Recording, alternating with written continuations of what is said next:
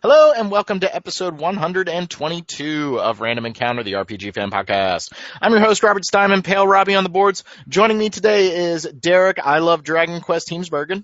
That's true. That is me. I'm like the polar opposite of Steph, our social media gal, because she does not like Dragon Quest at all. I know. Although I think everyone here on this podcast likes Dragon Quest, right? And it's not necessarily so. So you say Dragon Quest is my middle name, and it's a series that I've always liked, but God, man, going from Dragon Quest VII to Dragon Quest VIII is night and day. Yep, we're going to talk about that because Dragon Quest VIII is in our lives and it has fulfilled all of us. Yep.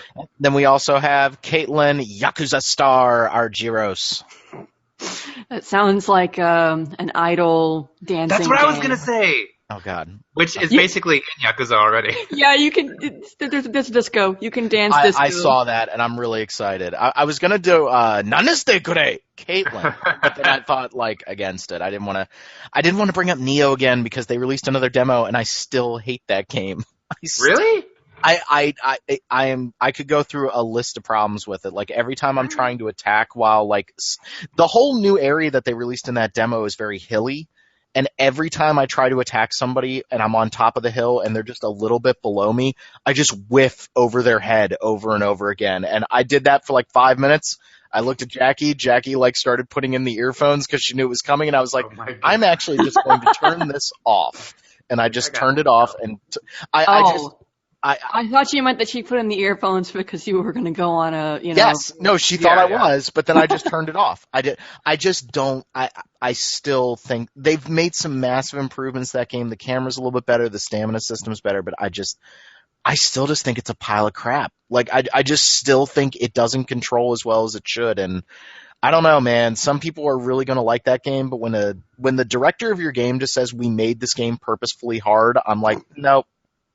No, was this the demo that was only available for a limited time, and now this was the 48-hour demo from last week. Who does that? This is their third demo, and it I missed it, right? It's and it was called a demo, gone. right? It wasn't called a beta or something. They even called it the last chance demo. Yeah, the final trial, the final countdown, whatever. I don't know. The final countdown. Some people are really going to like that game, but I don't know. I think it's missing some of the fundamentals of a certain much better game series that we will not talk about today. Okay, so moving on. We have not talked about the Switch, guys. We have not talked about the Switch. Yeah, somehow. I guess we're was sorry, that after our last recording, or? It was after the last recording, and we were going to record last week, and then I got pulled into job stuff on a Friday night, right. So that was that can't happen tonight. So let's talk about the Nintendo Switch. We were talking a little bit in the pre-show. I am so frustrated with the negativity on this thing. Now, granted, there are some things that I'm concerned about. I think the controllers are a little ridiculously priced. I like the idea of old Super Nintendo games and Nintendo games coming to the Switch and being part of their download service for free with their whole subscription model, which we still need to learn about. I think it kind of sucks that they're taking them away, but then again, how long am I going to play the original Excitebike? There's a lot of things that are okay, I'm not 100% sold on this, but I feel like people are attacking this thing. Let's go through some of the things that they announced, okay? The new Mario looks amazing. It looks like the Sonic the Hedgehog game from 2006, except good. Yeah, and it has a talking hat. I'm on board. You are getting a Zelda game, which I am sorry, I teared up like a child when they showed that Zelda trailer. That was a good trailer. It was really good. This is the music. This is the Zelda game I want. This is the Zelda game that I have wanted. Not to mention, a long time. We said so. I remember right at E3 when we were sitting there watching that trailer, and you were sitting on that beanbag, Rob, and you turned to me and you were like, dude, that title, it's the best title I've ever heard. It's the best title. Breath of the Wild is amazing. And then there was voice. There was voice acting, which is what I've wanted to see. There was actual emotion between Zelda and Link, which they hinted at a little bit in Skyward Sword, and now they're going to develop it. I am totally on board with that game. That is a freaking launch title. They announced a new Shin Megami Tensei, and my face melted. As soon as I saw the Atlas logo, I was screaming. And then everyone's like, well, who's this character? I'm like, that's Odin, dude. If you had played Apocalypse, you know that. And then my face really melted. They announced a new effing Xenoblade game. Yep. A 2 even. Yeah, it's Xenoblade Chronicles 2, not so it's like it kind of makes you wonder where X falls in terms of their their priorities. Like, So is I that a whoops? I'm not trying to throw X under the bus because I haven't played X, and if they did a port to the Switch, I would buy it in a heartbeat. I really Yeah, would. me too. I would. Do it. And Tokyo Mirage Sessions, do it. Yes. No, I would buy those in a heartbeat, and they should do that. That the Wii U has some great titles. But it kind of feels like X was almost like a trial run in a way. Like it kind of, I'm not trying to read too much into it, but by going to 2, by going for a heavy anime style, it looks much more like Xenoblade 1. He has the freaking Monado, like the Monado. Or something, like yeah. he has it. Like this, maybe X was them trying to make kind of a multiplayer-y thing, or they were just kind of screwing around with the engine and seeing what they could do. You know, maybe there's going to be an X2 that's multiplayer focused, like a Monster Hunter game. I don't know, Yeah, but this makes you wonder if this is like a branch for them. They've decided to diverge into like the traditional, whatever you want to call it, the classic Xenoblade Chronicles, and then if X will be kind of its own thing going forward, or if that was the only time it's going to happen. I kind of feel, I know I said at the top of the show that I was not going to do this, but I'm going to do this. It kind of feels like when they announced Bloodborne and then Dark Souls 3. And a little bit like that. And I'm hoping that, you know, the one can feed into the other a little bit. Because what turned me off from X was the not having characters. You know, like I want rhyme time. I want that kind of connection with characters. So I am totally on board with this. Like that looked amazing. And it's coming out supposedly this year in Japan. Yeah. Like, and then, I mean, the U.S. or the English websites also say 2017, but I'll believe that when I see it. Yeah, I'm not, you know, lighting a candle for it. And then that thing that Square Enix showed in like that pixelated Octopath Traveler, Octopath Traveler, yeah. Whew, that pixelated that looks cool too. Style, that looked great. I thought it was a Saga game when they were first showing it. It like kind of Romancing Saga, the originals. The way I described it was it's kind of like if I Am Setsuna was them kind of tooling around with the Chrono Trigger model, this seemed like they were screwing around with the Final Fantasy VI model.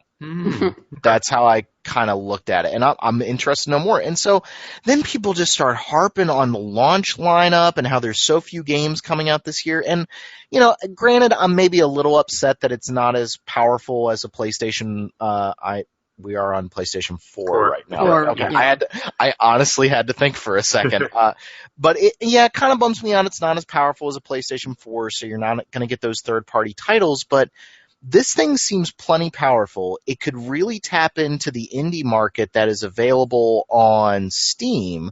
Like I was thinking the other day, I really want to play more Invisible Ink, but I want to play that on a handheld. Like that seems like a perfect environment for it. If that came out on the Switch, in a heartbeat, I'd buy it. Like, right. I'd buy it tomorrow morning. You were saying how this could be a really good opportunity for indie developers and just smaller developers in general who want to make games on portable systems. They can start making them for the Switch because the Vita is notoriously difficult to develop for. Yeah, and that's a great little machine that has so many good games on it, but like, it's obvious that a lot of people just gave up on it because of how hard it was to make games for it. Yeah, and because of the hardware difference between that and a console title. Yeah, Hyper Light Drifter was canceled on Vita, which was a real shame. So was Hand of Fate, which I was playing a little bit of the other day. Like, that's a shame.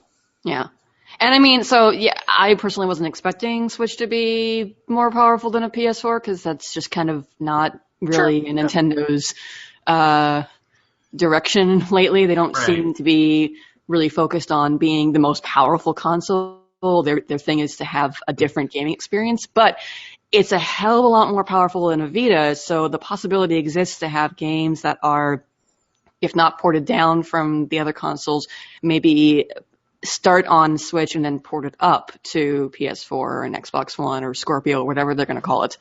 Yeah, and they showed Dragon Quest Heroes running on it with a little bit of a visual downgrade, and so that really makes you wonder, like, the games that maybe aren't pushing the hardware on the consoles, could those come out on the Switch? And I'm all for that. You know, the battery life is about where I expected. I don't really know what people were imagining.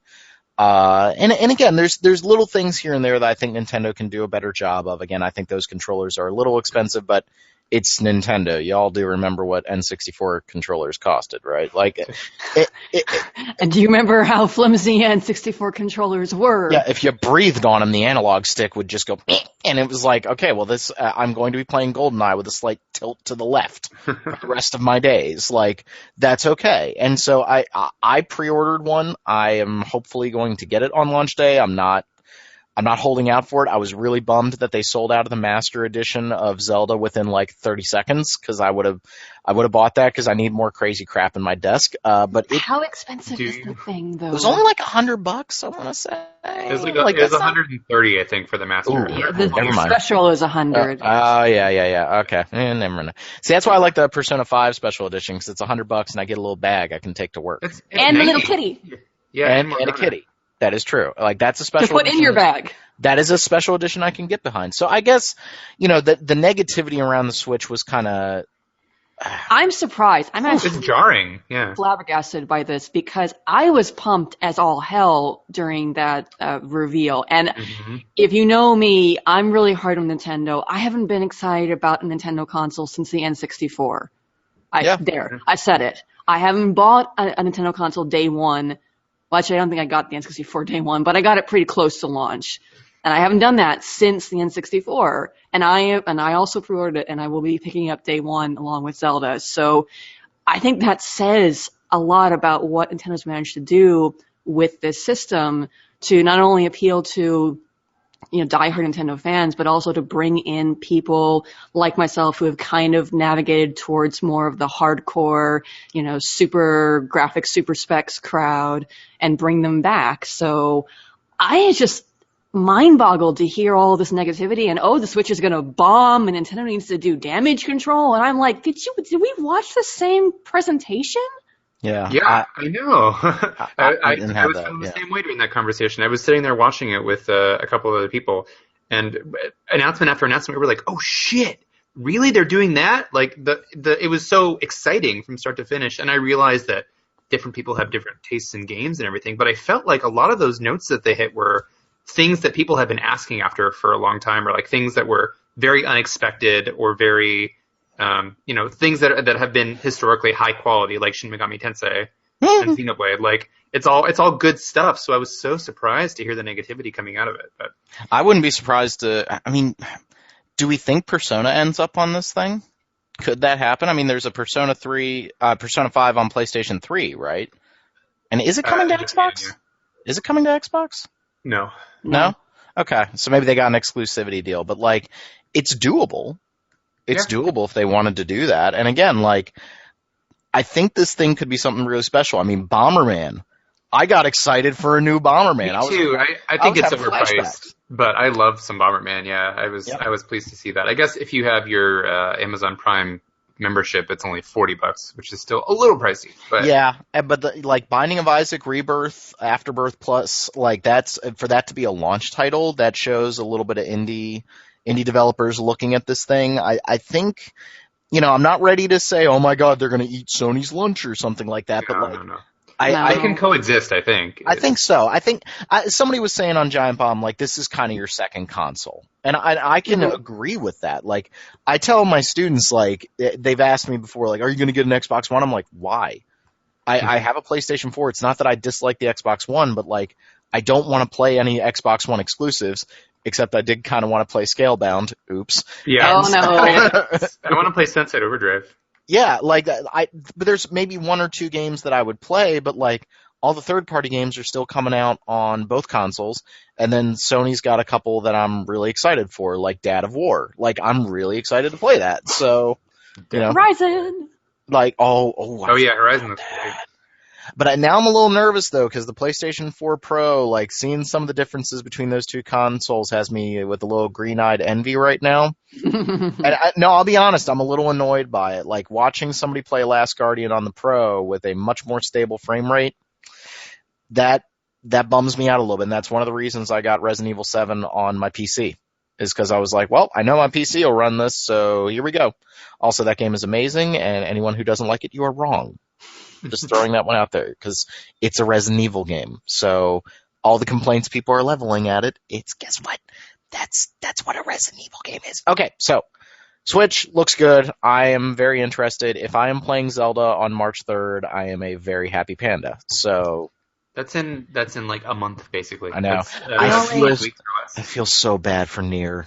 Oh So God. bad Oh man, for yeah, a week Nier. after. Shit.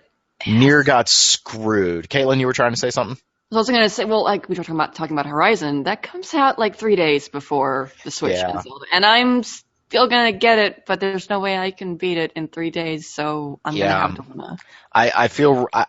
I think Nier will have some legs, and I hope Square Enix has adjusted their financial plans for games a little bit.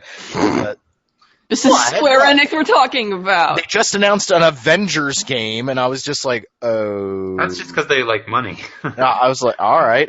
But it bummed me out because I want the Deus Ex guys making another damn Deus Ex game. I'm like, Do it! They probably are doing it, but... I'm asking for this. Like, please. I'm just full of... I'm sorry. I've been watching the new season of Red Dwarf, so I am full of bad puns right now. I'm very, very sorry. And bad Don't apologize for bad puns. And jokey one-liners. But yeah, like Nier, I was so excited about, but I'm sorry. I'm going to play Zelda first. I'm still super excited for Nier, though. That sucks. That's kind of like when, oh God, what was it? Diablo 3, like they announced they were coming out and it was the same day as Max Payne 3. And it was like Rockstar should have just been like, well, we're pushing this back a month. Like, cause Max Payne 3 was a damn good game, but guess what? Diablo 3, like, jeez. It's Diablo 3. Also, I played a little, the Darkening of Tristram I played with, with a buddy of mine. That was awesome. So what do you have to do to access that? Do you have to have a character at max level? No, all you have to do is have the adventure mode unlocked, and you go straight to Old Tristram, and there's a portal, and you go through it, and you are now in like really janky looking pixelated Old Tristram with old music, and it was awesome. It's not as much of a tile switch. They used the Diablo 3 assets to create, a Diablo 1 style, so it's very dark. It's kind of like the moody screenshots that people were photoshopping when Diablo 3 had rainbows and the internet had to cry for about a year. Oh my God. Yeah, because, the internet. I remember. Ugh. Yeah. It was really, really fun. I would like to see it further developed. Like, I love the model for, like, the Butcher and old school Diablo. It bums me out that it's only going to be apparently for this month, and then it's going to go away. I think that's a mistake. I would say keep it in the game and add stuff to it. But it was really cool, and it got me playing Diablo 3 again with one of my buddies, and that game just... That game is just pure joy when you're playing it. It's just fun. And I was playing as a wizard and just melting people with Incinerate or whatever the hell the spell is, and just, that's a fun game. That's a really good game. Derek, I want you to tell me about a fun game. Do you mean, by any chance, Tales of Berseria? Is it Brasseria or Berseria? It's Berseria, like the word berserk. Oh, okay, That would be horrible if it was Brazeria. Brasseria. Well, I mean, considering her outfit, yeah. Yeah, yeah, because she's not wearing a bra in that outfit. What was the Kotaku article? It's like, it's pretty bad when your swimsuit is actually less skimpy than your normal outfit. Like, as her her clothes just get knocked off as she takes damage, right? Or is that just this her isn't set on Kagura? Don't give them. We don't want Tales of Akiba speed. Oh boy. Akiba Strip. I'm sorry, Akiba Strip, not Akiba Strip. The funny thing is, though, I'll get to actually talking about the game in a second, but when she changes into that costume like an hour or two in, everybody remarks to her, they're like, what the hell are you wearing? Like, aren't you cold? Like, it's snowing, girl. What is that? So it's amusing to me that so many characters call her out on it, and then they kind of eventually stop. Well, at least as far as I've seen. So Tales of Berseria, oh man, this game is like, I don't know. I'm hesitant to be super hyperbolic about it because I'm in it right now and I'm really enjoying it. I want to say it's a return to form for the Tales series. I haven't enjoyed a Tales game on this level since Xillia, or I freaking hate calling it Xillia. That's so stupid. Tales of Xillia, I thought was good, but ultimately it felt unfinished to me. And then when they released Tales of Xillia 2, I was like, okay, they're going to finally kind of build upon that and tie some of that up. But I actually felt like that was worse. So didn't really end up loving either of those. And then Tales of Zestiria, I was so let down by. I didn't even finish it, which is pretty rare for me. I just threw my hands up. I was like, this is just bad. The camera in that game is atrocious. Like, we're talking like worse than Kingdom Hearts 1 level camera. Whoa. Yeah, I mean, you just hang on walls in battle. Because the whole thing with Tales of Zestiria was they wanted to do the whole eliminating battle transition. So they were like, we'll have seamless battles that happen on the map once you touch an enemy. But the problem is that you're often inside these cramped, like rectangular dungeon hallways. So when you get into a hallway and there's a fight, it's like the camera can't figure out how to show you the battlefield, and so it just hangs in the wall all the time and you see nothing. Anyway. Well, not to cut you off, but that's become like a serious sore spot with me with some games, and it reminded me a second of Neo. It's like Neo works when it's one-on-one and you're on a flat surface. And so it's like, would you please design your levels around what actually works in your game? Which is, I think, a brilliant thing that Nier Automata is doing, because that game has the dynamic camera angles that change. You know, it's all very intentionally designed to have different angles depending on what's happening. Yeah, it's like every encounter in that game, at least in the demo, and I hope it carries through with the main game, but it felt like every encounter in that game was handcrafted. Yeah, and crafted. And so, you know, this is the environment where you're going to be surrounded by people. So we're doing an overhead view so you can easily kind of turn it into a bullet hell shooter. And I think that is great design. I think that's brilliant. Yeah. That, you know, and just throwing enemies around willy-nilly is not good level design. You know, it's not masterful. It doesn't make me feel good about what I'm doing. Mm-hmm. Didn't mean to cut you off. No, it's all good. That's a bugbear for me with video games. It's like, a great point. Yeah, do what works with your system. Exactly. So Tales of Berseria does do what works with its system. They've gone back to transitions into battle, which is fine because it's like basically instant anyway. This game has almost no load times, which is just kind of a fantastic optimization perk. Because it was also released on PlayStation 3 in Japan, so we only got the PS4 version, which runs at 60 frames and looks beautiful. And it's not like, you know, it doesn't have the visual fidelity of Final Fantasy 15 or Kingdom Hearts 2.8, but it's like a really, really polished PS3 game that runs super well, and I'd rather have it running beautifully than have it chugging along and trying to maintain like vistas that don't look good because there's popping and stuff. Anyway, so Tales of Berseria, I want to say it is a return to form for the series because it's got me more invested in the narrative, especially, than any Tales game in recent years. Tales of Berseria is by far the darkest game in the series. It starts off with the main character, Velvet, and she lives with her younger brother and then this kind of like mentor guy who's something of a cross between a priest and a samurai. And their world has demons in it. There's something called the Demon Blight. And when people are infected with it, they turn into monsters. It's like a fairly common trope, I guess. So, you know, they're just trying to eke out an existence in some small town. And then, you know, even though a lot happens early game, I still don't want to spoil it because I think a lot of the fun or the hook comes from discovering it on your own. But some really messed up stuff happens to Velvet, and so she's basically like thrown into a prison for 3 years, and she becomes a half demon, or I guess a full demon, whatever. She's a person and she has this demonic arm, and so like for 3 years she lives in this prison feeding off of the corpses of prisoners who are thrown into her jail cell with her. So like she gets it's pretty messed up. Cheery. Yeah, so the game doesn't pull any punches with moving from like your sort of traditional Tales or RPG story into something much darker. And so Velvet eventually sets out on a quest for revenge. She wants to punish the people who put her in that situation. And she joins up with other characters who are all ostensibly anti-heroes or bad people. Like, they don't necessarily I mean, it's more nuanced than that, which again is not super typical for Tales always, because sometimes the characterizations can be kind of flat. They're still all very interesting, and some are definitely a little bit more clearly bad guys than others, but it's kind of refreshing to play as a party of anti-heroes for once, especially in this series.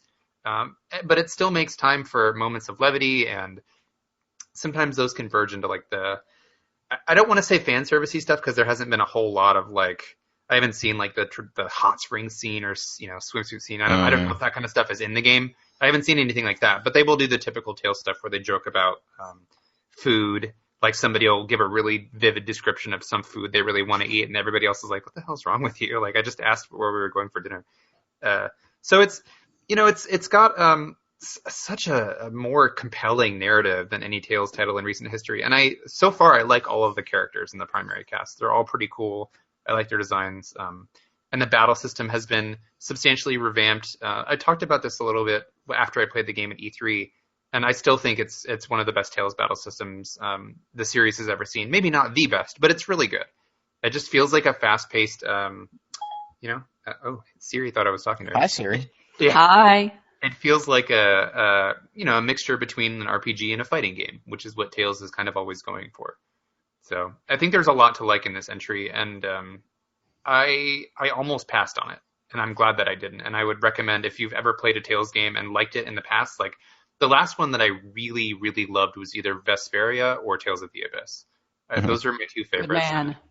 Yeah, they're both great, and none has really hooked me since those. So this one has me hooked like Vesperia did. So I would recommend it if you're a fan of the series from the past. I had it pre-ordered, and then the Switch stuff happened, and I had to pick a few games to hold off on for the time. I'm definitely going to get it down the road, but I just had to. But Tales of Berseria came out on the same day as Yakuza 0, Kingdom Hearts 2.8, and a little game called Resident Evil 7. Yeah. Like, not doing itself any favors there. So. No, yeah. I did play the demo though, which was the demo is such a bad taste of the game. Holy crap. That first skit. That was that was a big part of why I was thinking I was going to pass on it, but I was like, I don't know. Kim Wallace, who now writes for Game Informer, used to write for us. Hi, Kim. She's not listening. She reviewed the game. Or is she? She might be. She did like a pretty extensive early look at the game pre-release, and she answered a lot of questions I had about it, which is what pushed me into buying it. And I'm glad that I did, because if you've played the demo for Tales of Berseria, I don't want to really get into all this, but it starts with this skit, which is just like the male characters talking about how all women are evil. It's just like, what the hell is this? I get that the series is kooky and that... What is it, Gamergate at the start of this game? Like, it's not meant to be taken seriously. Well, also, the demo is a decent ways into the game. They just give you a tiny slice of the game, you know. Were they talking about vagina bones? Were they complaining about it? It was just like the premise was one of the characters is like... Don't trust women. They exist to tempt you and leave you wanting, and yeah. That's disappointing. No. But can I ask, the combat in the demo compared to the full game, how does that compare? I actually found myself kind of turned off by the combat in the demo, which is strange for someone like me. I've played a lot of Tales games. It felt a lot more button mashy than, which sounds weird to say because all Tales games are button mashy to a certain extent, but the way they worked your arts into, now that they're in combo lines for each of the face buttons instead of being paired up with a directional button, I felt like I had a hard time remembering where things were in those combos, and I ended up just, I'm going to press the X button a couple times here, and then I'm going to press the circle button, and then triangle, and then without knowing what I was actually doing with any of those moves. Is that the same kind of feeling in the main game?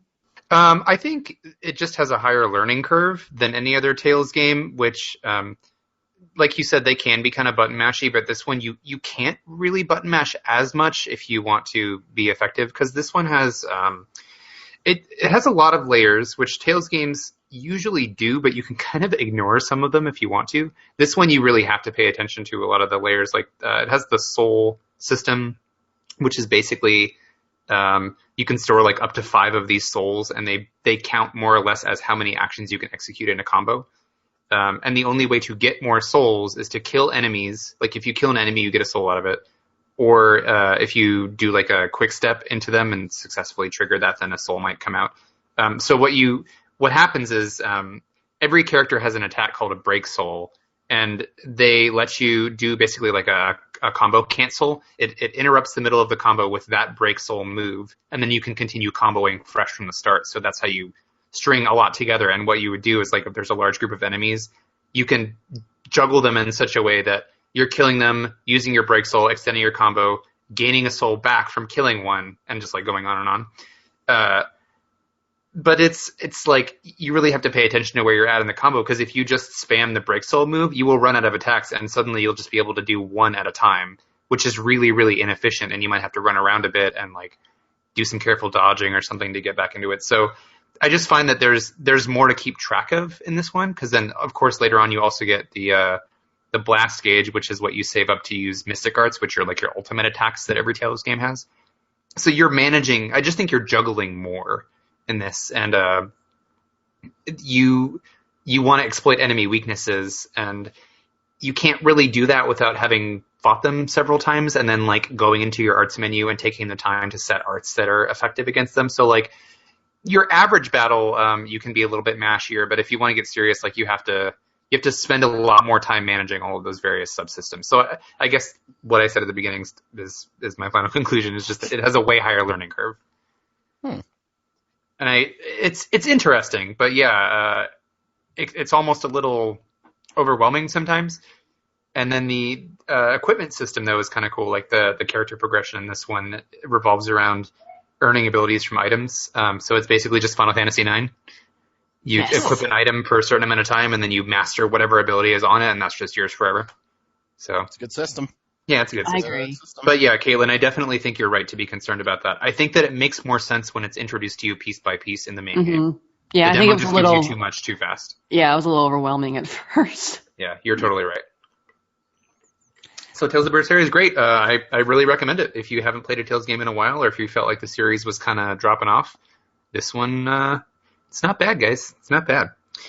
It's a game. Yeah, it's a game. So speaking of other games that maintain a high pedigree within their respective subseries, Dragon Quest VIII is out. Oh my god, I'm so happy.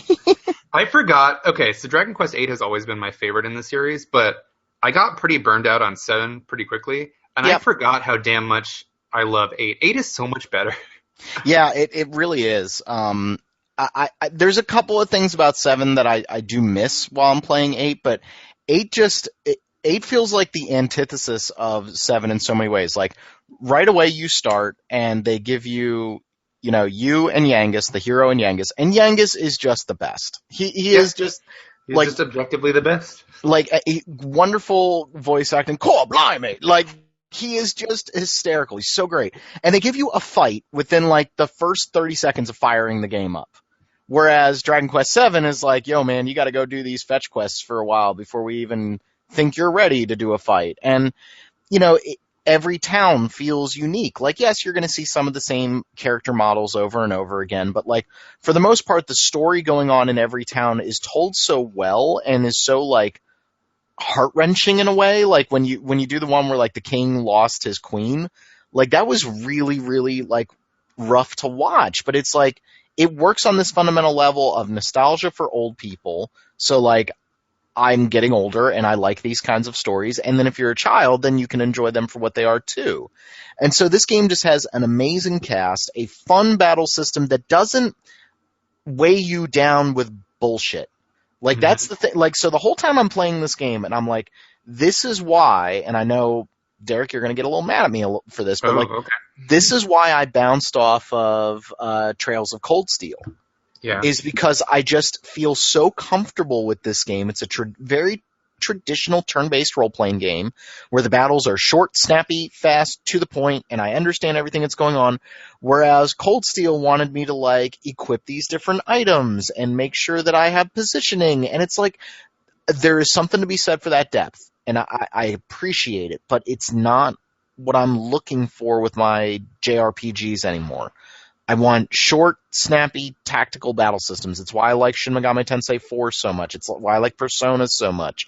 And so if you just keep bogging me down with systems, I'm not going to enjoy it. It's probably one of the reasons why I haven't gone back to Final Fantasy 15, even though, like, I'm waiting for all the patches to make that game better. But there's just so many systems built on top of systems and things and trees, and I'm just like, I was playing this, and I was playing Diablo the other weekend with my friend, and it's like, you can go down a rabbit hole in Diablo of just, like, minutia on top of minutia. Or if you just want to kill some stuff, you can just do that. Like, having that real balance of not having to get my feet completely into the mud to really sink my teeth into this, I really, really appreciate that. And, Dragon Quest VIII is just the epitome of that with this series, and just now you can actually see when you're leveling up your skills. what is coming, which was, I'm realizing now when I played this game, I played it completely wrong because I just kept raising my sword stat above 100 because I thought I was going to unlock new skills. Oh, really? Didn't the PS2 version also not let you stockpile skill points and you had to put them in right away? I think you did.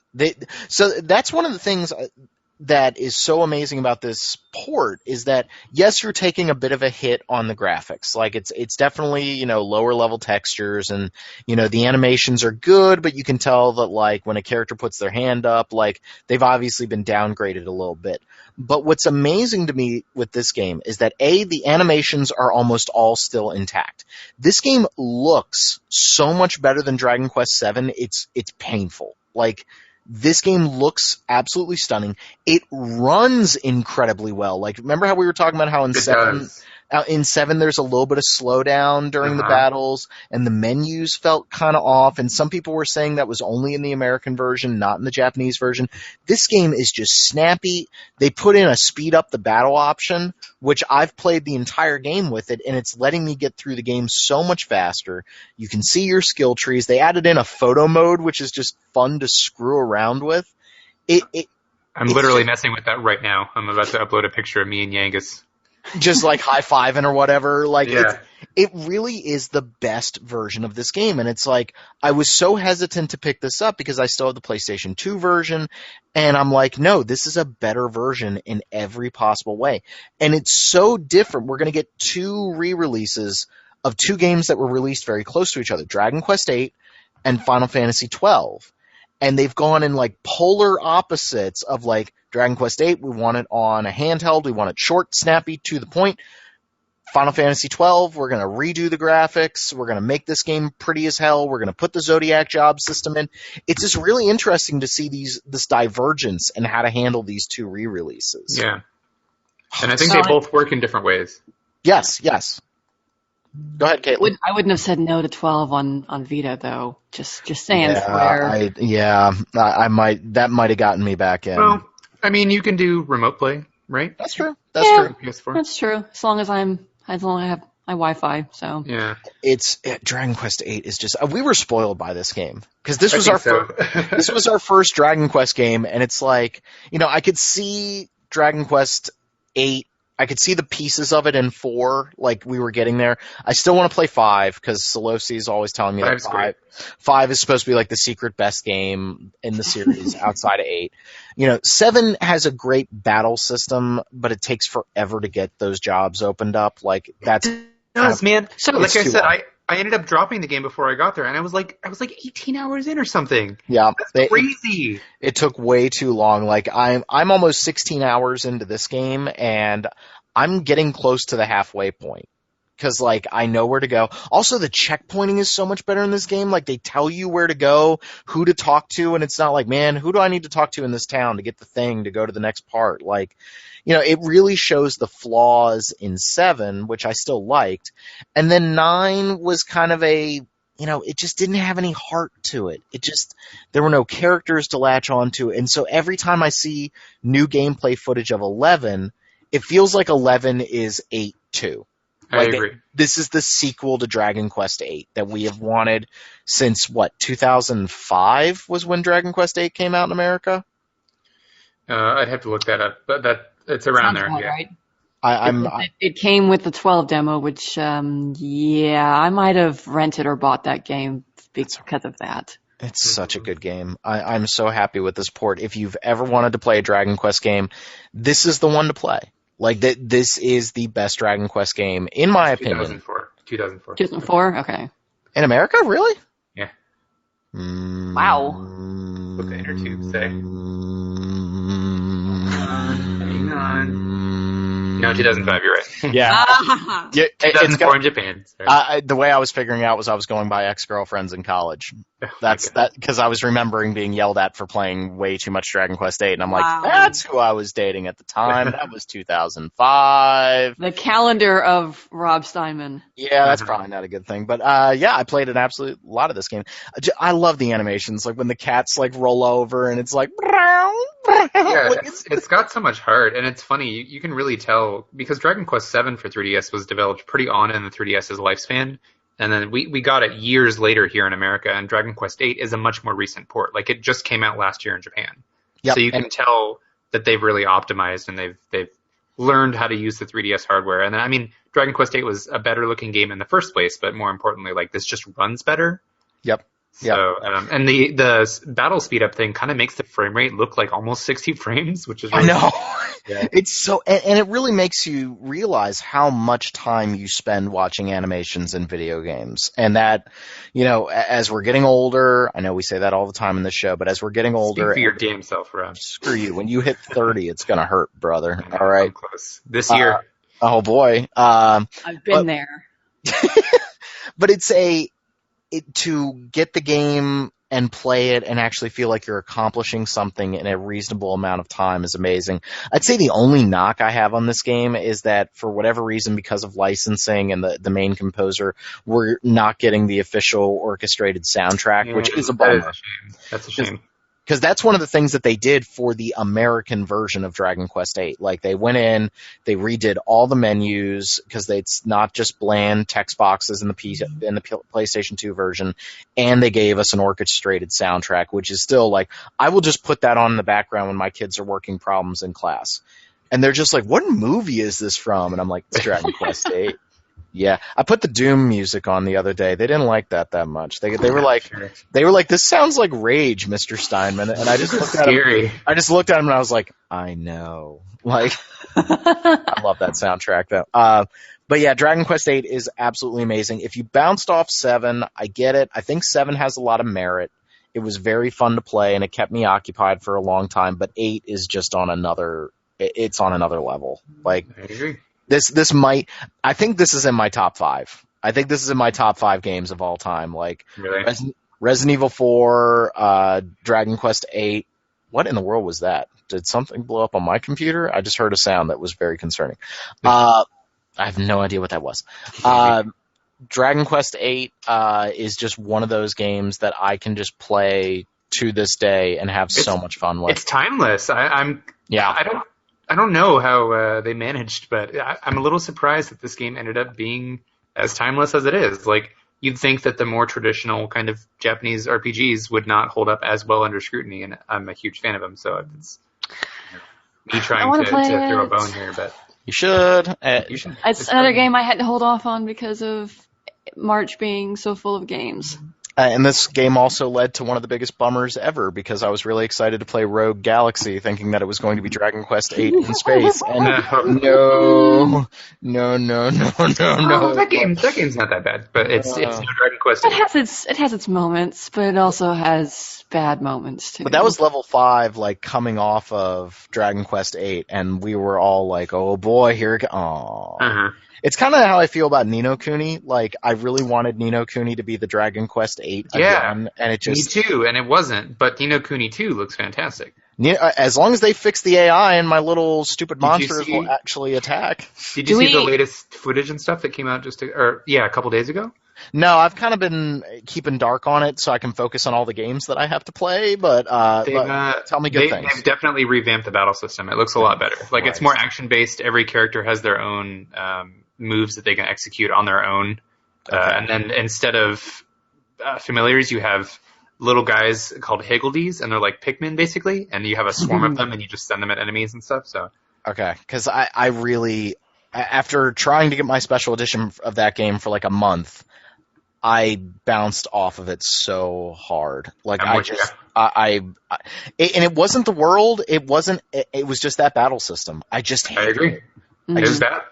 I don't like being out of control of a video game, and I think that's one of the reasons why I like the latest Final Fantasies I've had some trouble with. And this game was just like, would you please attack? No, why are you... Was there an easy mode? Was there an easy mode on that game I should have just played? Because that was the other thing. That game was really hard. Ni no Kuni?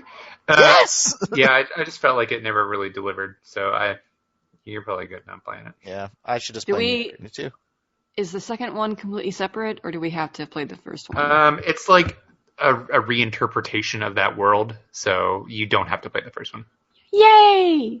Yeah, I really want that game to be good. Like, when they announced it, I did like the Like, I want to So be many excited. feelings so quickly. Yeah. I want to be excited, but man, did I not like sure Ni no if Kuni. want.jpg. It was, I can't remember if I gave that my disappointment of the year that one year, but like, I've never wanted to like a game more, and then I just I felt the same way about that I game. absolutely detested it. But Dragon Quest VIII is great, and you should all play it. And this is, I want to assuage everyone's fears. Like, this is the best version of Dragon Quest VIII. If I had a choice between this or the PS2 version, I would play this version. Oh, I wanted to Put Matt in your ask. party. And you can answer with as few spoilers as, of course, possible, but how is the new character? So I haven't gotten either of the new. So there's two new characters that There's are. two. Yeah, they're old characters that you can now recruit. Apparently, you can't get them till late, so I haven't gotten them yet. Okay. I'm also excited to play the new ending on this game. Like, when I finished Dragon Quest VII, like, I texted Derek a video of me beating it. So I don't think you gave me a beer at MagFest now that I think about it. Hey, I tried to. And Okay, then you that's were like, good oh, enough. I don't know, maybe we can do it next. Like, That's it was fine. the whole thing. I tried. That's fine. We also got really drunk in your hotel room on scotch. So We did. That scotch was amazing. Like, after I beat Dragon Quest VII, Solosi was like, "Oh, are you gonna do the optional dungeons?" And I was like, and you're like, nope. No. Like, I beat it. I enjoyed it for what it was, but it has some problems. It has some serious pacing issues. I will play the ever-living crap out of this game. Like, I am just wrecking this game. It is so good. So I will let you know when I get to the new characters and when I get to the optional dungeons, but this game is my baby right now. Like, I just want to play it constantly. It's keeping me from beating Resident Evil 7 right now, and that should tell you something. Wow, get Like, to it, man. And I really like Resident Evil 7, and all the haters, you're wrong. Again, you're wrong. But anywho, are there many haters? I could talk about Dragon Quest VIII all day. There were some. There were some reviews for Resident Evil 7 that I was like, all the complaints you're saying are complaints you could level at a traditional Resident Evil game, and I'd take that as a compliment. Like, Okay. hats off to Capcom for going back, because Resident Evil 6, good lord. Like, whew. Anywho. Good stuff. I would like to talk about Yakuza, because we have finally decided that we are going to cover Yakuza. Yes, thank you. It's about time. Yes. Caitlin, you've been playing it also, yes? Tell me about fun Shenmue. You're not wrong. It's definitely a flashier Shenmue and a more badass Shenmue, for sure. So I'm a Yakuza newbie. I've never played a game in this series before, but I've heard a ton of good stuff from the fans. There's a lot of passionate fans for this series. They're like, oh, it's amazing and you got to play it. But before now, it was like there were 5 games and they weren't all easy to get a hold of, especially the original ones. And there was this fear of like starting a game that's in the middle of the series, even a game like Yakuza 4 that has recaps of the previous games, and just kind of having to catch up all of that history. Well, that's solved with Yakuza 0, because Yakuza 0 is a prequel to the original Yakuza game. So it is the perfect place just to start if you've never played the series but you have been interested. Especially because we are getting the remake of the original Yakuza Kiwami. It's coming out sometime this summer. So this is really the best time to get into Yakuza, because you can play the prequel and then the remake of the original and then jump ahead maybe a little bit. But yeah, I've been wanting to play the series for a while because, the word from fans, but also because it's this really, being a student of the language and having been to Japan, I'm always interested in games that are kind of really heavily get that atmosphere of, being in Japan and that kind of that feel that, Shenmue didn't really do it for me, but, I think Shenmue is very much a product of its time and it doesn't hold up at all. No, yeah. Perhaps but they are out. Knock, knock, knock. I mean, it kind of pioneered the open world genre, and it brought QTEs, for better or worse, into gaming. That game was like mythical, though. You used to look in like EGMs and see, Shenmue's coming out. That Blue Stinger and a survival horror game called July that never came out. I remember like reading those like over and over again. And Code Veronica, more Resident Evil talk. But like I remember so wanting Shenmue to work, and the idea of a slice of life game in Japan very appealing to me, somebody who's barely had a chance, doesn't travel outside the country because, I'm just lame like that. I've really wanted to have that kind of experience and just be like enveloped in almost another world to me, in a world that I haven't experienced. And that's why I like the Persona games so much. And yes, I'm not going to get into random street fights in the middle of Shibuya, but like, are you sure, Rob? I might. Somebody's wearing a Neo shirt, and I just kick him in the face real fast. God. Pick up a bike and start beating him. Sorry, Caitlin. Sorry. Then that would be very in character for Yakuza. Yeah. Well, and that's the thing. Like, people compare Yakuza to Shenmue a lot, and I'm only like, I don't know, 15, maybe 10 hours into the game at most, and like I'm working my way through one of the early chapters, which there are a lot of chapters. I thought there were like less than 10. There's a lot more than that. It gets compared to Shenmue a lot because I think the atmosphere that it creates is very similar. The idea of being in this area, this relatively small, condensed area of Japan, and being able to go into stores and talk to people and all that jazz. But it's also pretty different from the way Shenmue, the day-to-day sort of gameplay of Shenmue. It's not like a real-time system where you get up in the morning and you have until night to go talking to people, and then you have to go home or blah, blah, blah. And it's a lot more of a beat 'em up.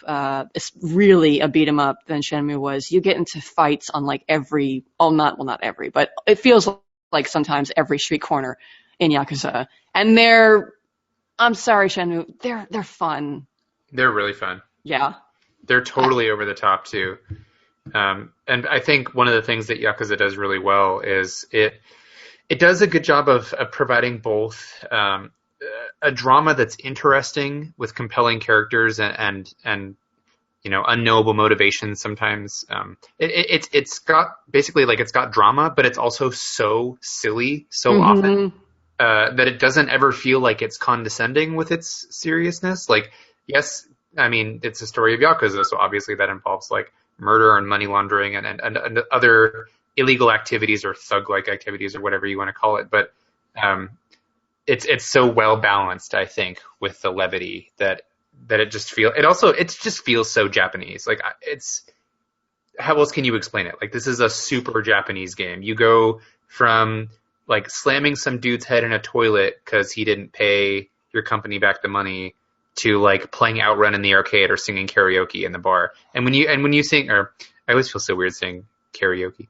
Yeah. When you sing in bars, it's like they go into a full-on like music video halfway through each song, like Hatsune Miku, or I don't know. It's so ridiculous. The game definitely knows how silly it is, and I think it's all the better for it. It's got a little bit of a Deadly Premonition vibe to it. Jim Sterling was bringing that up, just with some of I could see that. Just some of the tongue-in-cheek humor, and Deadly Premonition being one of those games that I love the humor of it. I hate the game of it. You know what I mean? Like, yeah, and I think Yakuza is way better on that front. It's a more fun game to play in general, and it also still has that tongue-in-cheek kind of feeling to it.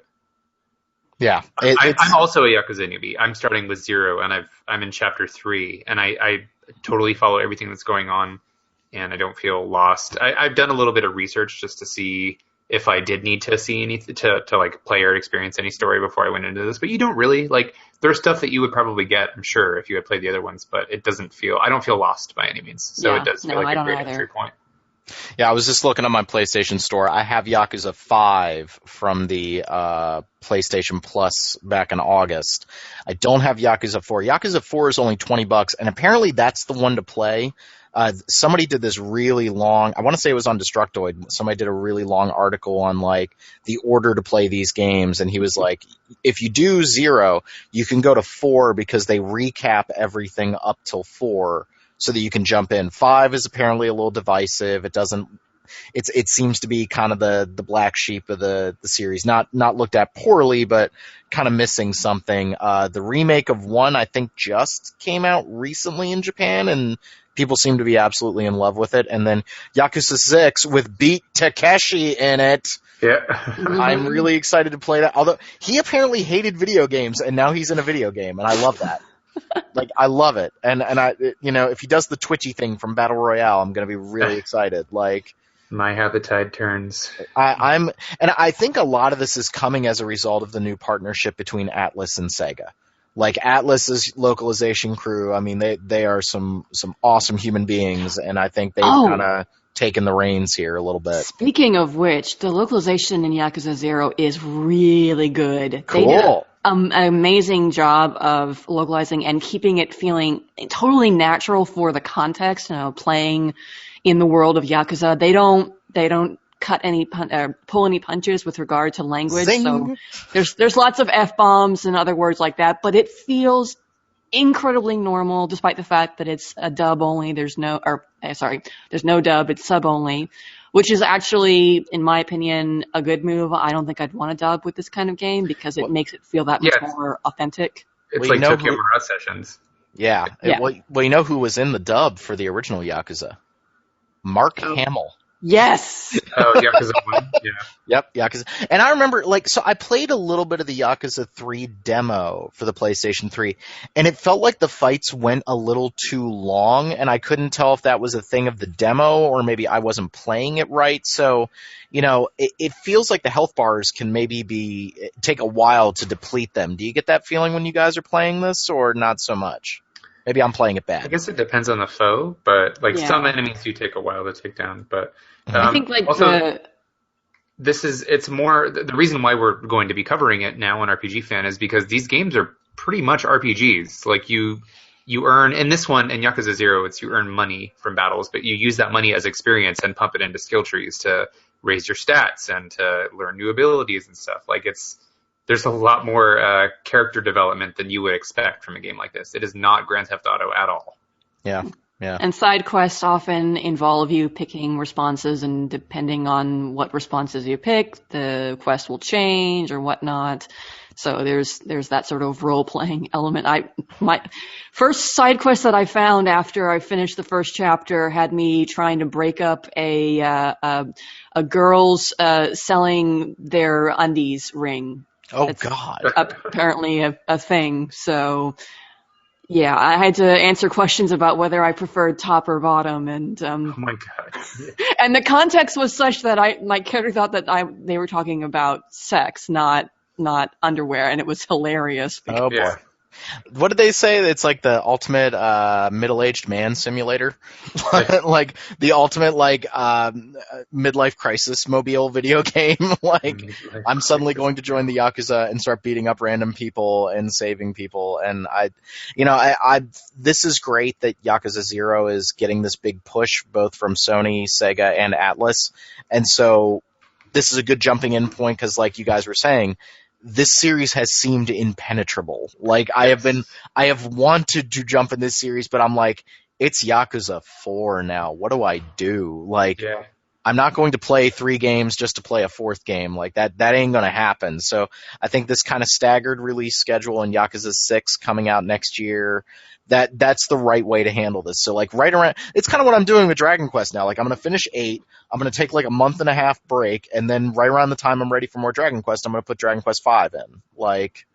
That's what I'm going to do. I think that's plan.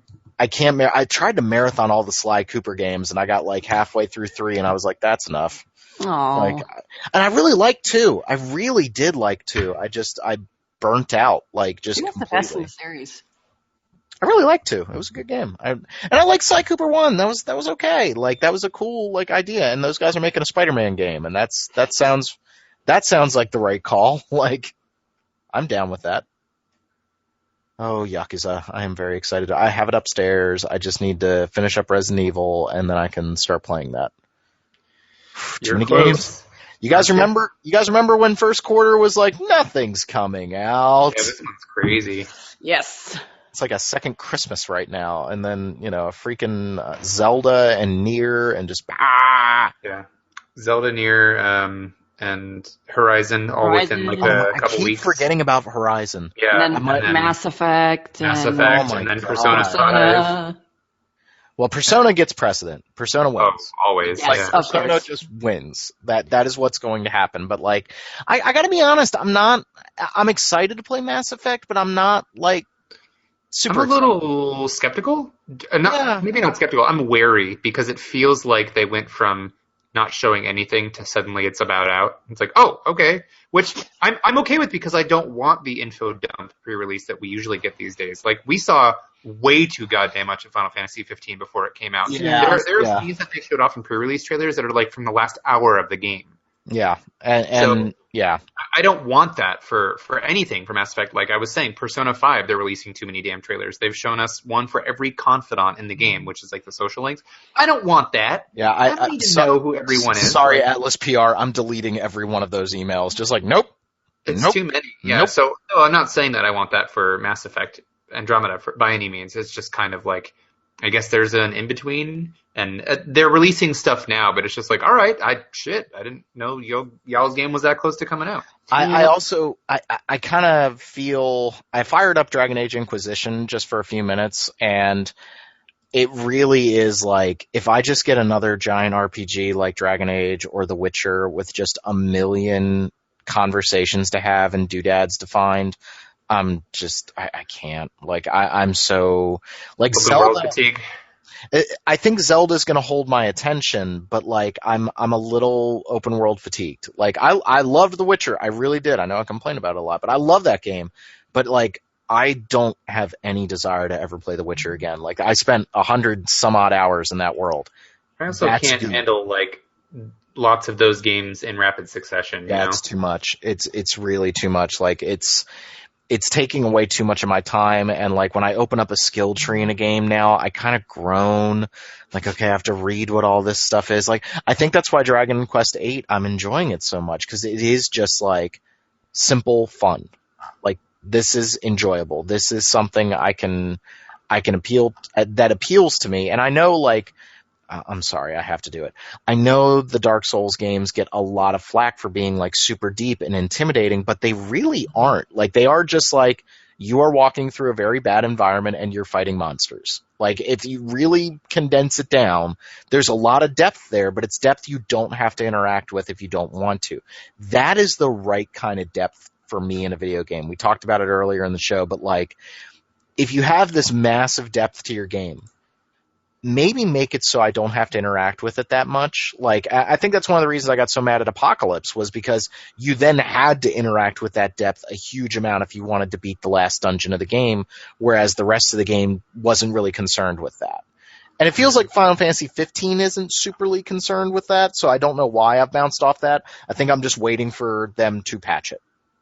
Like, I just want that game to run a little bit better. I want the controls to be a little bit better. I want the camera to be a little bit better. All the things they said they're going to do, I'm like, when you guys do all that, I will gladly pick this game back up.